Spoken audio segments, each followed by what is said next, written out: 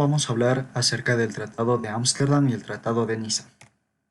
Empezamos con el Tratado de Ámsterdam, cuyo objetivo principal era dotar a la Unión Europea de las capacidades institucionales necesarias para responder a nuevos retos, como la globalización, los efectos sobre la economía y el empleo, la lucha contra el terrorismo y el crimen organizado.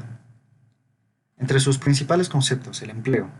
Se estableció un acuerdo para planificar, coordinar y activar políticas conjuntas tendientes a la generación de trabajo, que serían financiadas por el Banco Europeo de Inversiones, BEI. La libre circulación de los ciudadanos. Se disminuyó de manera progresiva los controles fronterizos. La justicia y seguridad. Se reforzaron los medios para garantizar la seguridad por medio de Europol, la organización que integra a los departamentos de policía de los países de la Unión Europea, así como fomentar la cooperación judicial en temas civiles y penales, la lucha común contra el terrorismo y políticas conjuntas en torno a la migración.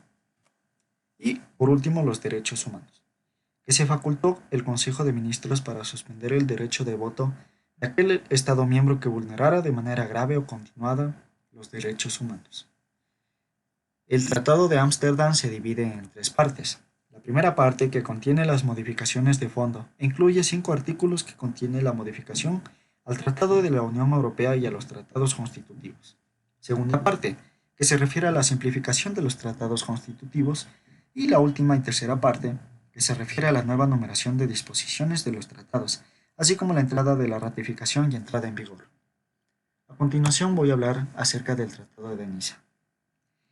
Este tratado fue elaborado por el Consejo Europeo aproximadamente el día 7 y 9 de diciembre del año 2000, firmado el 26 de febrero del 2001 y entró en vigencia el 1 de febrero del 2003, al ser ratificado por 15 de sus Estados miembros. Su proceso de ratificación se extendió hasta el 2002. ¿Cuál es el objetivo y la importancia? El objetivo principal del Tratado de Niza era llevar a cabo una reforma institucional para poder afrontar de manera eficiente el proceso de ampliación del número de miembros de la Unión Europea. Su negociación no fue fácil, pues uno de sus principales conflictos entre los países miembros fue definir el mecanismo de votación, pues Alemania exigía una mayor representación debido a su mayor población, 82 millones, a lo que se negaba Francia, que era de 59 millones, y lo mismo ocurría con los países menos poblados, entre ellos Holanda, que tenía 15 millones, y Bélgica, 10 millones. Se eliminó la Comunidad Europea del Carbón y del Acero, CECA, con transferencia de todas sus competencias a la Comunidad Europea.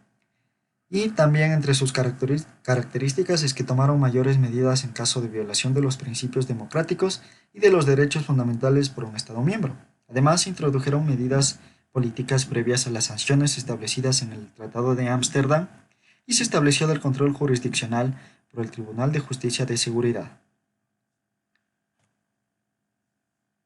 A partir del año 2005, los países que tenían 2 comisarios, Alemania, Francia, Reino Unido, Italia y España, pasarían a tener solo uno.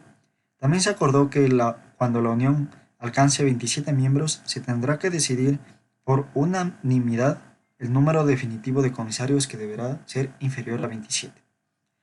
Entre sus características también está que se reforzaron los poderes del presidente de la Comisión, el que será designado por la mayoría cualificada, no por unanimidad, como él había sido hasta ese momento.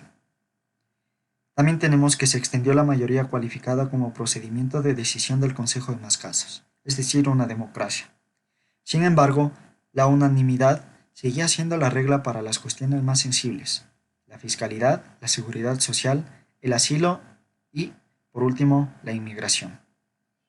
Por último, se fijó el umbral de la mayoría cualificada de 255 y se establece una minoría de bloqueo de 88 votos. Nunca se podrá aprobar una propuesta por mayor cualificada cuando haya una mayoría simple de estados que se opongan. Para conseguir una mayoría se necesita que los estados se apoyen la propuesta, al menos el 62% del total de la población de la Unión. A esta condición se la llama cláusula de verificación demográfica.